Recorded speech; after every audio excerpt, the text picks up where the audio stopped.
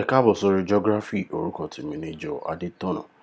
Ibi tí a wà yìí ni Ido Local Government. Bẹ́ẹ̀ ni ibi tí a sì ń lọ ní ìlàjú tó jẹ́ boundary Ìbàdàn àti Ìbàràpá. Lélẹ̀ tó jẹ́ pé odò tẹ̀ ń wò yìí tí wọ́n pè ní odò Ògùn, òun ló la ìlú méjèèjì. Kí la wá ṣe ń bí báyìí? Oríṣiríṣi nǹkan náà ni a wá ṣe, ṣùgbọ́n ẹyọ kan nù nǹkan tí mo fẹ́ sọ nínú fídíò yìí ni bí a ṣe lè rí ilẹ̀, bóyá a fẹ́ rà pamọ́ fún ọjọ́ iwájú ni àbí a fẹ́ fi máa dáko. Àwọn nǹkan tí fídíò yìí wà all about ni wọ́n sì ní a máa sọ nínú fídíò yìí. Ẹ jẹ́ ká wá èèyàn kan bá sọ̀rọ̀ nípa ilẹ̀ ní ìlú Ìbàdàn. Kí ni ìdí tí mo fi yẹ káwọn èèyàn invest nínú agbègbè báyìí? Nǹkan àkọ́kọ́ ní ayé tí ó ṣe pàtàkì fún ọmọ ẹ̀dá. I think this should be in English because it's safety, sound death. Bí èèyàn bá kọ́lé sí ibi tí inú fún àyàfu ni lèèyàn bá jí lèèyàn bá sùn, ẹ̀mí gan lè gùn. It shortens life, you know. So irú àwọn agbègbè báyìí kò ní sí pé ọmọ onílẹ̀ kan ń bọ̀ bí bá ti ẹ̀ṣẹ̀ ralẹ̀ ní tí mo fẹ́ wá bẹ̀rẹ̀ foundation. Kò sí pé ọmọ onílẹ̀ ń bọ̀ torí pé ọba wa tá a ní bí di onídò of Ido land ti Oyo State ń bí ọba Muritala Agbára ọlá kábíyèsí o. Wọ́n ṣe òfin wípé bó o bá ti ralẹ̀ ní àdúgbò tó ti rà dandan ní kádùúgbò náà ní baálẹ̀. Wọ́n wàá pè baálẹ̀ yẹn, arákùnrin ralẹ̀ ní ibi percentage inú owó tí ó fi ralẹ̀ rèé. Owó yìí ni àwọn baálẹ̀ máa pe àwọn olóyè tiẹ̀ náà jọ. Àwọn á pín owó yẹn sí ìsọ̀rí fún àwọn ọ̀dọ́ ìlú, fún àwọn olóyè, fún àwọn ìyá ìlú.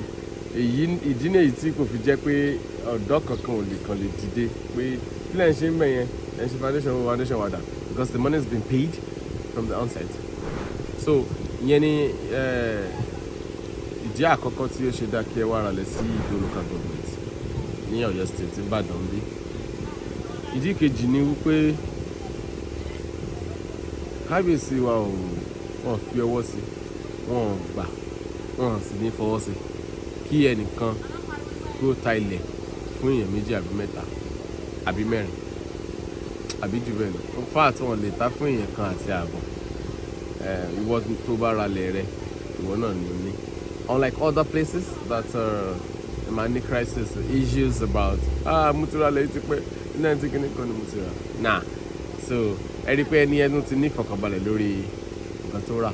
Bí o bá wá ralẹ̀ rẹ ní ọdún mẹ́wàá tó sílẹ̀ tí o ṣe nǹkan kan bẹ̀, tí o bá ti san owó ilẹ̀, tí o ti gbé ìwé rẹ wá síwájú àwọn tí o rà lọ́wọ́ wọn, àwọn tó rà lọ́wọ́ wọn yẹn á mú ẹ wá síwájú kábíyèsí àwa buwọ́ lù.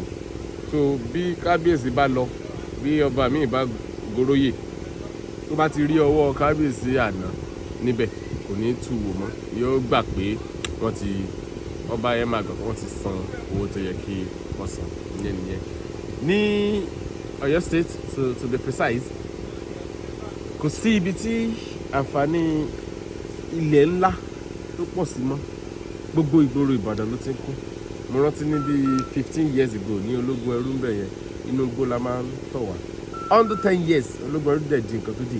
So bí ó ṣe ń kú sí yẹn ni ó dáa kí a máa fẹ̀ wá sí inú sí, kí a máa rìn wá sí irú Ìdó, irú Alákò, Ìlàjú, Ẹlẹ́ẹ̀lẹ́ oko títí dé boundary Ìbàdàn sí Ìbàràpá.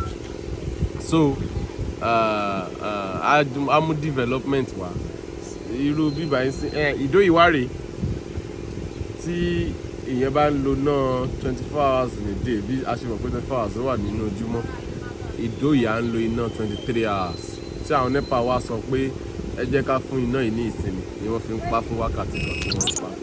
Nígbà tí iná bá ti wà, tí road accessibility wà, our road is accessible, you can move at any time, there is safety on the road.